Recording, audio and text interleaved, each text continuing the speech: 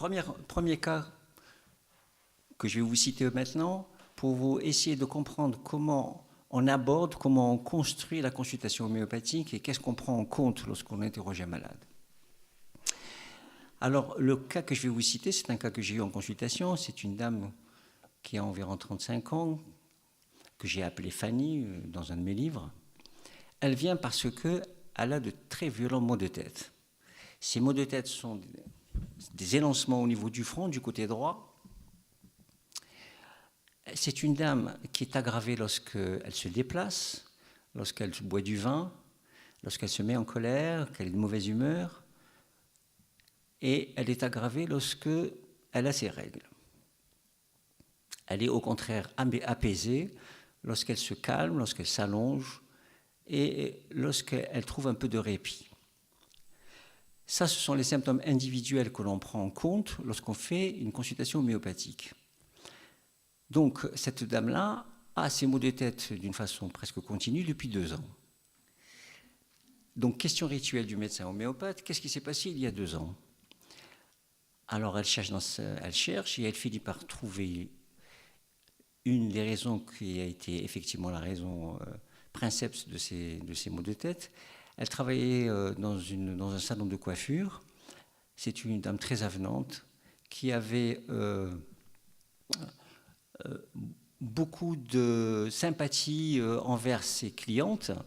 Et donc, elle était très, très bien vue et elle faisait un peu d'ombre à sa patronne qui était un peu jalouse de cette situation et donc qui l'a eu en grippe. D'autant qu'elle envisageait de mettre à sa place une personne de sa propre famille. Donc elle a commencé à la critiquer, même à l'humilier. Et il y a eu beaucoup de conflits entre elles jusqu'au moment où elle a licencié cette dame. Et Fanny s'est mise en très violente colère. Et c'est à partir de ce moment-là qu'elle a commencé à avoir mal à la tête. Donc, si on regarde cette consultation d'un point de vue de la médecine conventionnelle, on va regarder ces maux de tête et on va essayer de voir s'il y a une lésion sous-jacente. Et bien sûr, on va faire des examens complémentaires à la recherche d'une expansion intracrânienne, d'une sinusite, d'un problème ophtalmologique. On va chiffrer sa tension artérielle, etc. Et si on ne trouve aucune lésion à l'origine de ces maux de tête, on va parler de céphalée essentielle, on va lui donner un antimigraineux, et c'est tout ce que peut faire la médecine allopathique. Elle ne prend pas en compte les circonstances causales de la maladie, ni les symptômes individuels, c'est-à-dire toutes les aggravations et les améliorations dont j'ai parlé tout à l'heure. Si on regarde maintenant cette même observation d'un point de vue homéopathique, qu'est-ce que l'on retient ? On retient que cette dame-là a commencé à avoir ses maux de tête dès lors qu'elle s'est mise très en colère pour une situation dans une situation conflictuelle avec sa patronne, où elle a été mise à la porte. Donc ça, c'est la circonstance causale. Ensuite, on regarde les symptômes individuels. Que disent ces symptômes individuels ? Ils disent qu'elle est aggravée le matin qui sort de la nuit. Ils disent qu'elle est aggravée quand elle se déplace. Un déplacement, c'est quelque chose qui est un mouvement vers l'extérieur. Donc, quelque chose qui est une mise hors de soi. Elle est aggravée lorsqu'elle boit du vin, le vin qui déplace la conscience. Elle est aggravée lorsqu'elle a ses règles qui sont une sortie de sang hors de l'utérus.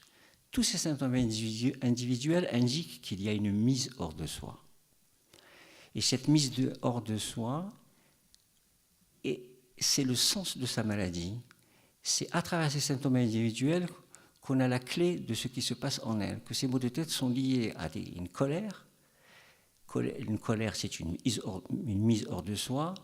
Et les symptômes individuels expriment le sens de ce qui se passe en elle au niveau psychique et au niveau physique.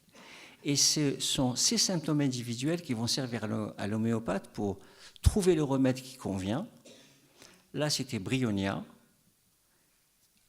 J'ai donc prescrit Brionia et j'ai demandé à cette dame de revenir me voir 2 mois après. Elle revient 2 mois après, elle n'a plus de maux de tête, elle est très contente, moi aussi bien sûr. Et j'en profite pour faire un peu plus connaissance avec elle et elle m'apprend qu'elle a vécu dans une atmosphère assez nocive quand elle était petite. Son père était un alcoolique, il hurlait, il menaçait toute la famille. Sa mère, la mère de Fanny, voulait partir de la maison, elle faisait sa valise régulièrement et sa fille s'agrippait à elle pour l'empêcher de partir, c'est-à-dire d'être hors de domicile familial. Et un peu plus loin, on apprend que cette Fanny est arrivée au monde dans des circonstances difficiles. Elle a été bloquée dans la filière pelvienne et il a fallu la chercher avec des forceps.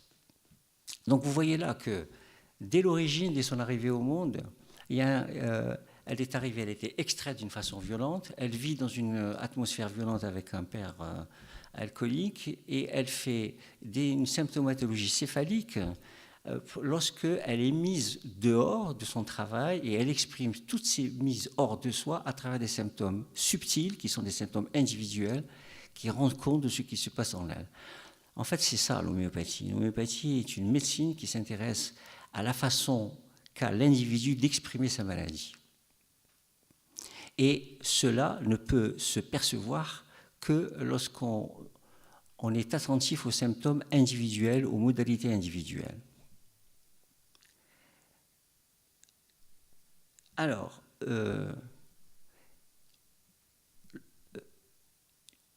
une chose déjà, c'est que les symptômes individuels sont puisés dans l'appartenance, dans le contenu universel de chaque individu. Le matin, c'est quelque chose qui est vécu par tout le monde.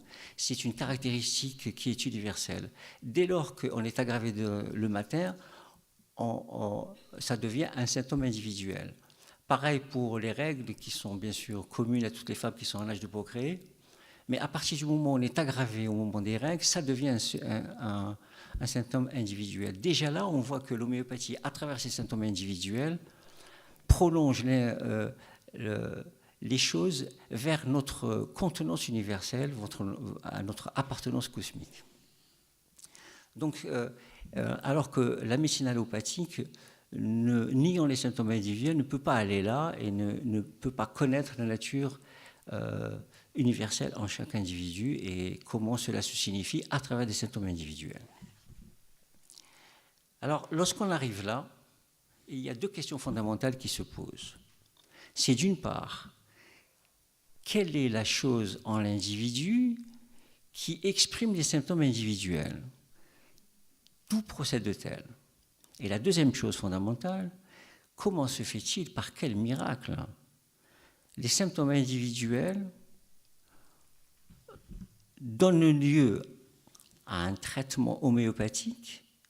En quoi les symptômes individuels, la mise hors de soi, trouvent leur réplique dans une substance homéopathique qui est puisée, elle, dans les rênes de la création, c'est-à-dire la Brionia, c'est de la vigne vierge.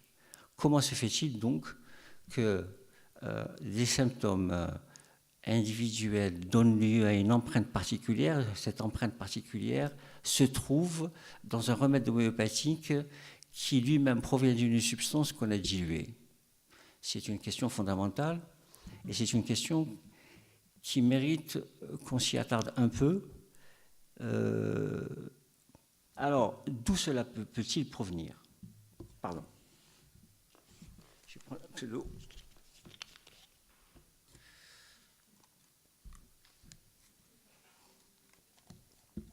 Alors, les homéopathes disent que le désaccord maladie se situe dans la substance vitale de l'individu. C'est quoi cette substance vitale? Cette substance vitale est le continuum vital depuis l'origine en chaque individu. Elle a une traduction physique, cette substance vitale, et elle a une traduction qui est invisible. Son contenu visible, c'est notre appartenance aux différents règnes qui nous ont précédés. L'homme est doté du règne minéral, puisqu'il y a des traces minérales en lui. Traces minérales, sodium, potassium, iode, cobalt, etc., fer.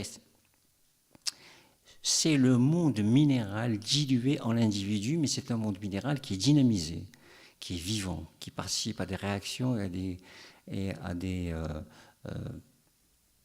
à des liants biologiques extrêmement importants pour assurer la physiologie en l'individu. Donc le règne minéral est présent en l'homme, mais il est dynamisé et il est dilué. Il y a un rapport homéopathique lointain dans cette affaire, mais on ne va pas trop en parler ce soir. Le monde végétal est présent en l'homme. Il est présent sous forme physique, c'est l'arbre pulmonaire, mais c'est un arbre pulmonaire qui est, au contraire de ce qui se passe dans la nature, c'est un arbre pulmonaire qui est inversé. C'est-à-dire que la nourriture vitale de l'individu, il va la chercher dans l'air. L'air ne contient pas simplement de l'oxygène, il contient autre chose, il contient un souffle vivant, il contient même une forme de conscience dont on parlera peut-être tout à l'heure. Le règne animal est présent en l'homme, nous avons tous les attributs du monde animal, nous avons le déplacement, nous avons le même mode de reproduction, nous avons une mâchoire, etc. Mais il est présent en l'homme d'une façon beaucoup plus raffinée. C'est-à-dire qu'en fait, nous avons le même déplacement que les airs, mais nous avons, nous, libéré les bras sans lesquels aucune chose ne pourrait être réalisée par l'homme. Nous avons le même mode de reproduction, mais l'homme a des sentiments et sa reproduction est liée à l'amour qu'il porte pour la personne du sexe opposé. Nous avons les mêmes mâchoires, enfin une mâchoire semblable, mais nous avons une mâchoire avec des dents qui sont beaucoup plus fines et qui permettent de faire aussi... l'homme est doté d'un sourire qui n'existe pas dans le monde animal. Donc nous avons tous les attributs du monde animal, mais de façon beaucoup plus raffinée et beaucoup plus harmonisée. Alors ça, c'est les différents règnes qui précèdent l'homme. Au-delà de l'homme fait partie du 4e règne, le règne de la conscience. Il est conscient que la conscience existe, la conscience sans laquelle il ne pourrait rien identifier, la conscience sans laquelle il ne pourrait pas à la fois réfléchir et même créer.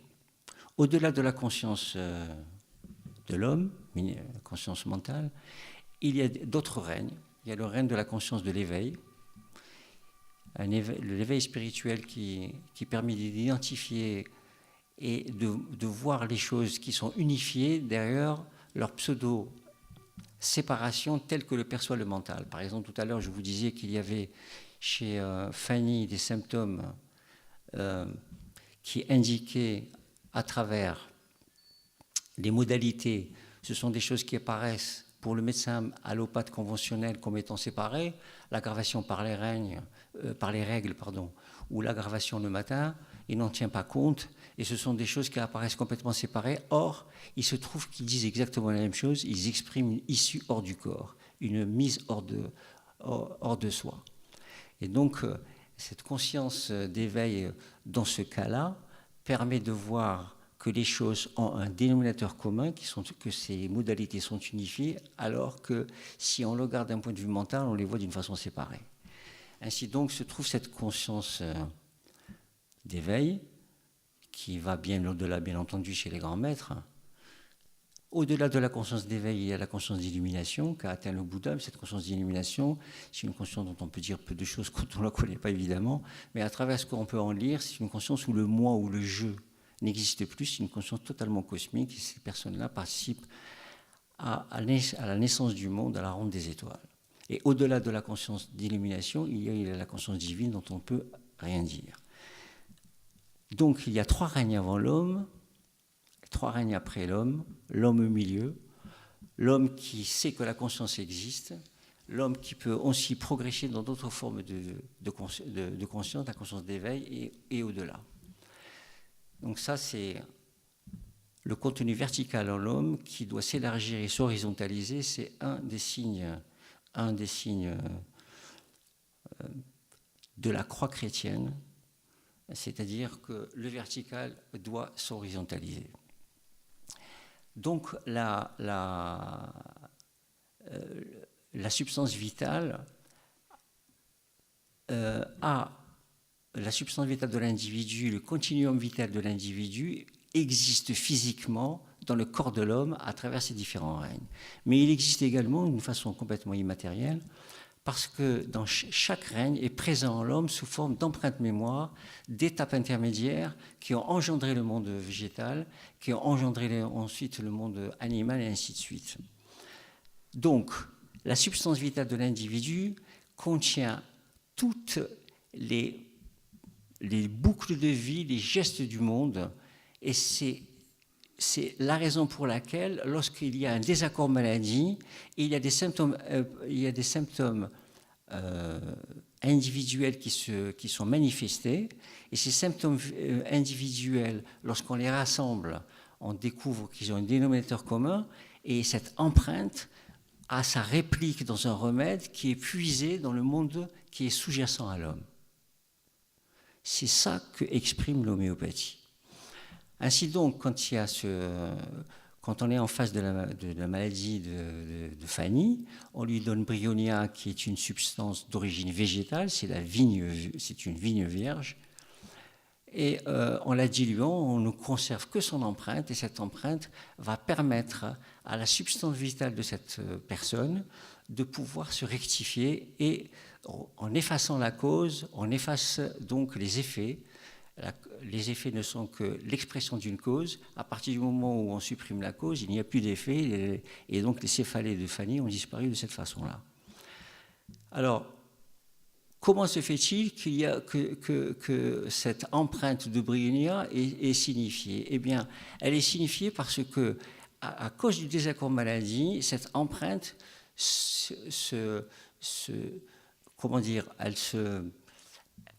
elle se met en dérivation dans la substance vitale de l'individu.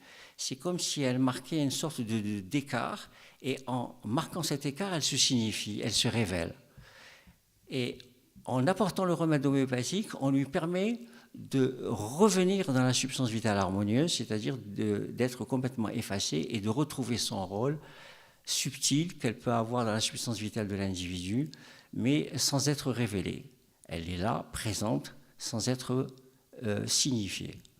Et c'est là que se trouve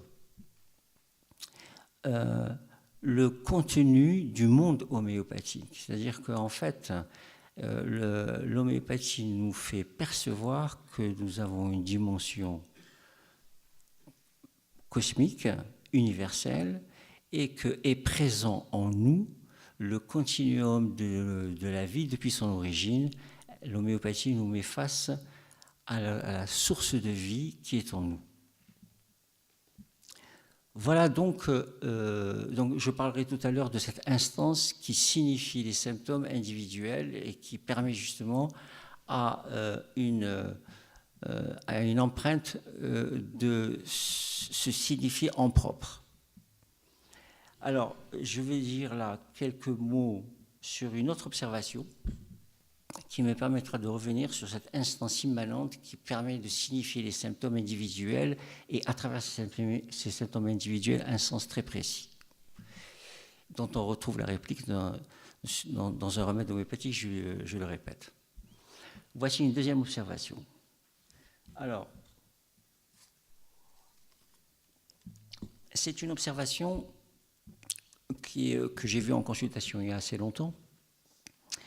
C'est une dame qui me parle de son fils qui n'arrive plus à dormir depuis un mois environ. Il se met au lit, il tourne, il vire, il se lève, il se recouche et il n'arrive pas à dormir jusqu'à vers 1h du matin. C'est vers 1h du matin que, fatigué, il plonge dans un sommeil jusqu'au matin. Et autrefois, il dormait très bien et on ne comprend pas pourquoi il n'arrive plus à trouver le sommeil. Alors, question rituelle, qu'est-ce qui s'est passé il y a un mois? La dame cherche et finit par trouver en disant qu'effectivement, elle avait été dans une librairie avec son fils. Son fils avait choisi un livre, mais qui était coûteux. La maman n'a pas voulu l'acheter. Le fils était très fâché. Il est revenu dans la librairie, il a volé le livre. La vendeuse s'en est aperçue. Et donc, il a fui, il est rentré chez lui, il s'est caché. Sa mère l'a découvert, je ne sais pas où, je ne me souviens plus très bien où. Et lorsqu'elle l'a découvert, l'enfant est rentré dans une très violente colère contre sa mère qui était fautive et qui c'était à cause d'elle que cette situation dans laquelle il s'est mis avec la vendeuse, la faute de sa mère. Et à partir de là, il n'a plus pu dormir. Donc on voit que cet enfant, à la suite d'une colère, à la suite d'une mise hors de lui, il a été mis hors du sommeil.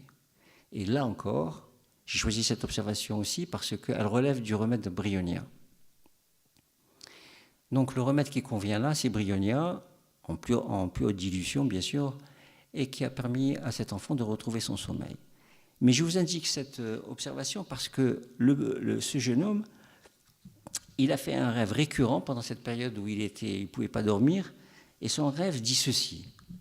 Je dormais, et d'un coup les maisons s'enfonçaient dans la terre. Ça, c'est son rêve. Lui, il réussit à sortir de terre. Ensuite, dès qu'il pensait à quelque chose, la chose à laquelle il pensait sortait de terre, et dès qu'il n'y pensait plus, la chose à laquelle il pensait rentrait dans la terre. Eh bien, ce rêve-là est un rêve qui exprime exactement une mise hors de lui, et il relève de l'empreinte Brionnia, et c'est pour ça que Brionnia lui a rendu le sommeil. Que dit le rêve? Il dit, il rêve qu'il dort, qu'il est dans sa maison, il rêve qu'il est dans un endroit d'être, comme tous les autres êtres sont dans leur endroit d'être. Et d'un coup, tout s'enfonce.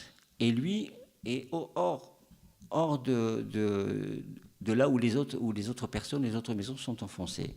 Il lui est indiqué là qu'il a, et c'est le désir qu'il a produit en lui-même et chez les autres, ça c'est, il voit qu'à cause de son geste, il s'expatrie hors de la communauté des hommes, hors de son propre et habituel endroit d'être.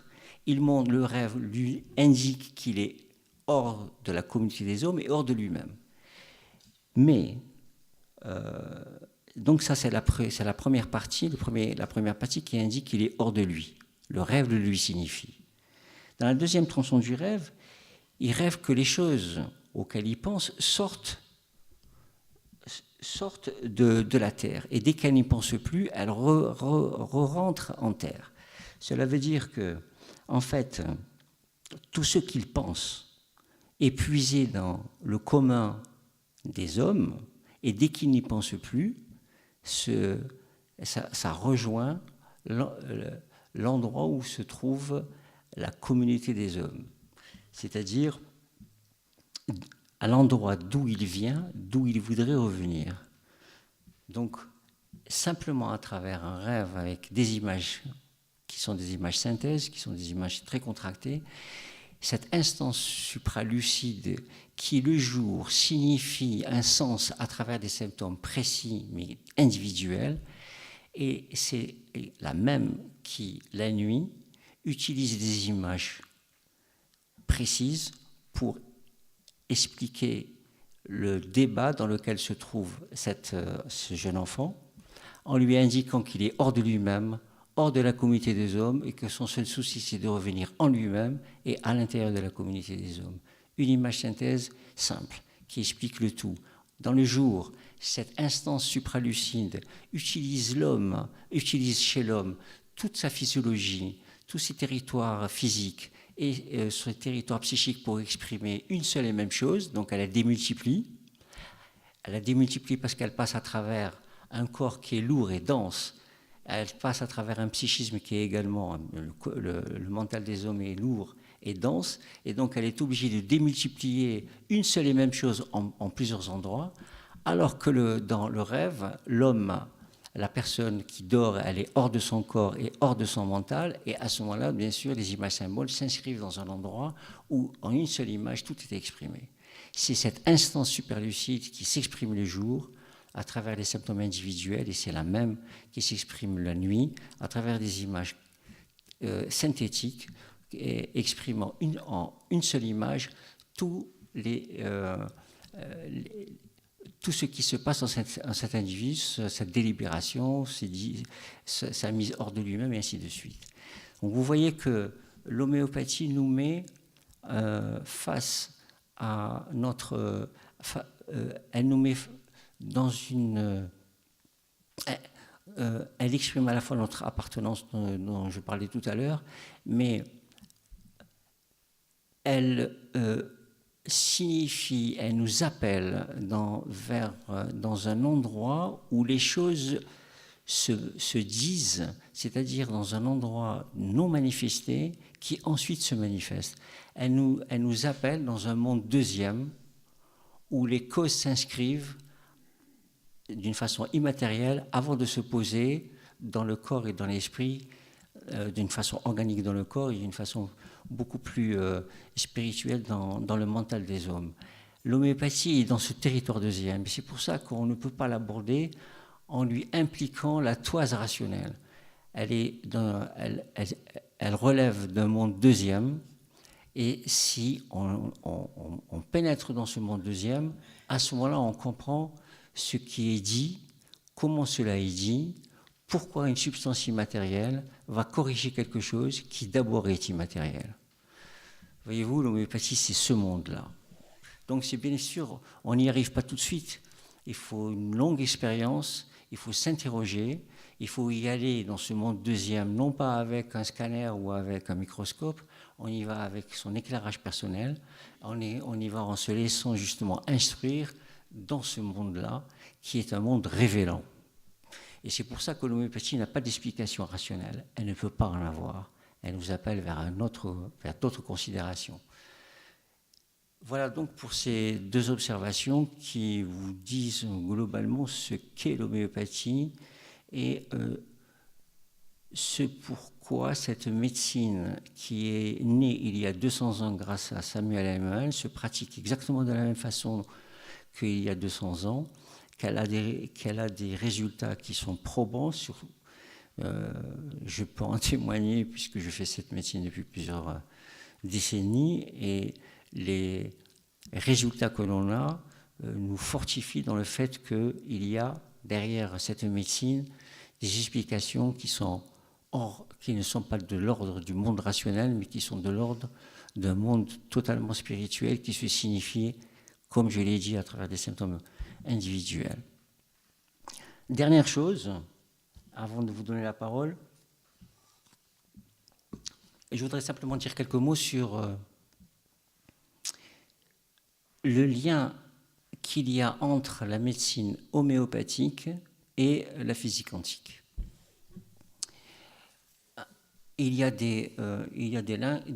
Ces liens sont à la fois pertinents et qui me font dire que l'homéopathie est une application médicale de la science quantique. Alors c'est quoi la physique quantique ? La physique quantique est née dans les années 30 grâce à des physiciens qui venaient de toute l'Europe. Il y avait là des Allemands, des Anglais, des Français de Breuil. Il y avait des Italiens, Marojana entre autres, qui était un type absolument éblouissant, qui est mort sans s'en laisser de traces, qu'il a disparu dans la nature, il a disparu moins physiquement, on ne sait pas ce qu'il est devenu. Donc il y avait des Allemands, Pauli, Heisenberg, Schrödinger, etc. Enfin, beaucoup d'éminents scientifiques qui étaient très jeunes pour l'époque, ils avaient entre 25 et 30 ans. Et c'est eux qui ont mis au point cette physique quantique. La physique quantique vient du mot de quanta, grâce à un physicien qui avait découvert qu'en fait, quand il y a des échanges entre deux particules, ces échanges ne se font pas d'une façon continue, ils se font d'une façon discontinue, comme des paquets d'énergie qui passent d'une particule à l'autre, d'une quantité une quantité d'énergie qui passe d'une particule à l'autre. C'est pour ça qu'on a appelé ça la physique quantique. Alors la physique quantique est une physique qui est très déroutante, parce que les physiciens jusqu'alors, à travers la physique classique, ils avaient construit un formalisme qui tenait la route pour ce qui concerne l'infiniment grand, c'est-à-dire que le monde des étoiles, le monde des planètes, etc., répondait à un certain nombre de forces qui a été bien comprise par les physiciens. Alors, les 4 forces principales, c'est la force de la gravitation, la relativité d'Einstein, la force nucléaire forte et la force nucléaire faible. Donc ces 4 forces-là définissaient et fondaient le monde de l'infiniment grand avec la ronde des étoiles qui rentrait bien dans ce cadre-là. Mais lorsqu'on s'interrogeait sur le monde de l'infiniment petit, eh bien ces équations qui concernaient le monde de l'infiniment grand ne pouvaient plus être appliquées au monde de l'infiniment petit, qui était complètement frénétique et qui avait des caractéristiques qui étaient tout à fait déroutantes et à la fois extrêmement fascinantes. Alors, c'est quoi les critères sur lesquels repose la physique quantique? Elle repose en gros sur 4 critères. D'une part, les physiciens ont vu que une particule pouvait exister sous deux formes totalement différentes. Elle existe sous une forme d'un rayonnement, et un rayonnement qui est une onde qui est dans un espace non défini, et sous forme corpusculaire, c'est-à-dire comme une forme beaucoup plus compactée, comme une bille. Donc la même particule peut avoir 2 apparences extrêmement différentes l'une de l'autre, sans qu'on sache comment cela peut être. La deuxième particularité de la physique quantique, dans ce monde frénétique de l'infiniment petit, c'est qu'une particule, elle n'a pas d'endroit défini, elle est inlocalisable, elle peut être ici, elle peut être là. Si on la cherche là, on peut la trouver, mais si on la cherche ailleurs, elle peut la trouver. Donc elle n'a pas de localisation précise, elle n'a que des probabilités de présence. La troisième chose sur laquelle est basée la physique quantique, c'est que 2 particules qui se sont connectées à un moment donné, qui ont échangé de l'énergie entre elles, elles restent intriquées l'une à l'autre à vie, et quelle que soit la distance qui les sépare. Même quand elles sont à des années-lumière l'une de l'autre, ces 2 particules se restent intriquées. Ça veut dire que lorsque l'une va à droite, l'autre va à gauche. Lorsque l'une va en bas, l'autre va en haut. Et c'est instantané. En fait, l'information, elle va plus vite que la vitesse de la lumière. Et c'est pour ça qu'Einstein ne croyait pas à cette intrication. Pour lui, il s'agissait d'actions fantômes locales. Et parce qu'on ne pouvait pas comprendre comment 2 particules qui étaient séparées pouvaient être informées de ce qui se passe dans l'une, parce que l'autre prenait exactement l'inverse. Donc il y avait une information qui passait et qui passait plus vite que la vitesse de la lumière. Donc cette intrication, c'est une curiosité très particulière qui est un casse-tête pour les physiciens. Et la quatrième caractéristique de la physique quantique, c'est que les particules se trouvent dans un état superposé, c'est-à-dire qu'en fait, elles sont à plusieurs endroits à la fois. Et ça, c'est une curiosité pour les physiciens. Maintenant, si l'on regarde cette physique quantique et ses caractéristiques par rapport à ce qui se passe dans une consultation homéopathique, eh bien, on retrouve exactement les mêmes choses. Par exemple, dans la consultation de Fanny,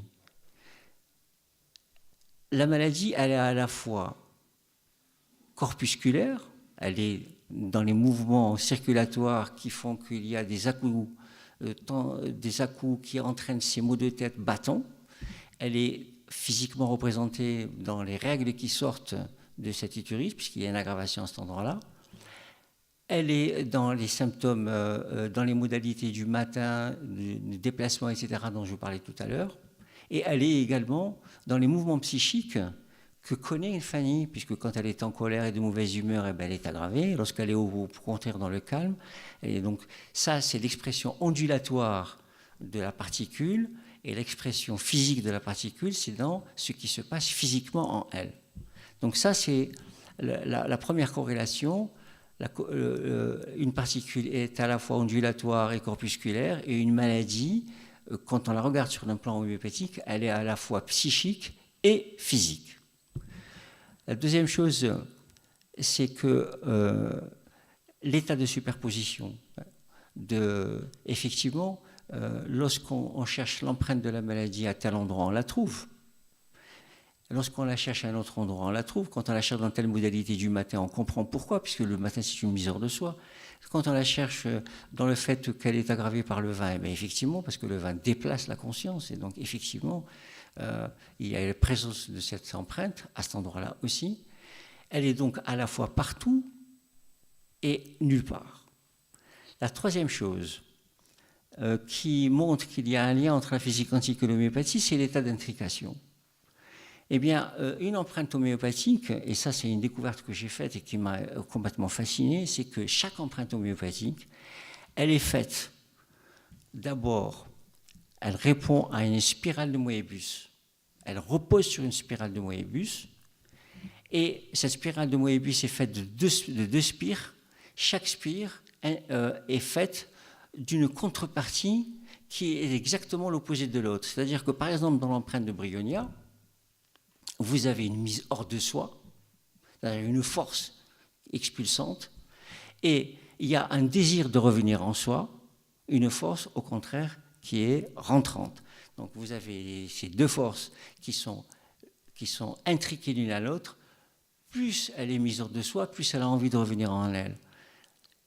Et plus elle a envie de revenir en elle, et plus l'expression de cette mise hors de soi se signifie.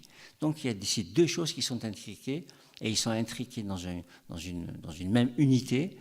Ce ne sont pas deux choses différentes, c'est une seule chose qui se signifie d'une façon contraire, d'une façon duale. Donc l'état d'intrication est dans la conception et dans l'empreinte homéopathique. Et enfin, le dernier critère, c'est de la physique quantique. Je disais que c'était elle est à la fois partout et nulle part. Et effectivement, l'empreinte homéopathique de la mise hors de soi chez Fanny, elle est à la fois partout dans le corps, elle est partout dans son psychisme, se signifiant à travers des symptômes psychiques précis et se signifiant à travers des symptômes physiques que l'on repère à travers les modalités. Donc la physique quantique et l'homéopathie sont en fait deux choses qui sont liées par des caractéristiques communes. C'est pourquoi l'homéopathie est une médecine qui ne peut pas être démentie par les découvertes, quelles qu'elles puissent être, d'origine physique, physiologique ou autre. Parce qu'elle appartient à un monde deuxième qui est au-delà du monde physique et qui est le monde du non manifesté qui s'exprime avant le monde manifesté. C'est pourquoi cette médecine est à la fois fascinante et qu'elle demande de la part du chercheur et de l'individu attentif de s'ouvrir, de se laisser instruire, de se laisser enseigner, et à ce moment-là, il rentre dans un monde signifiant, révélateur, qui indique d'abord aux médecins et aux malades qui est ouvert également et qui peut comprendre les raisons de sa maladie. Elle exprime un monde deuxième qui est hautement éclairant.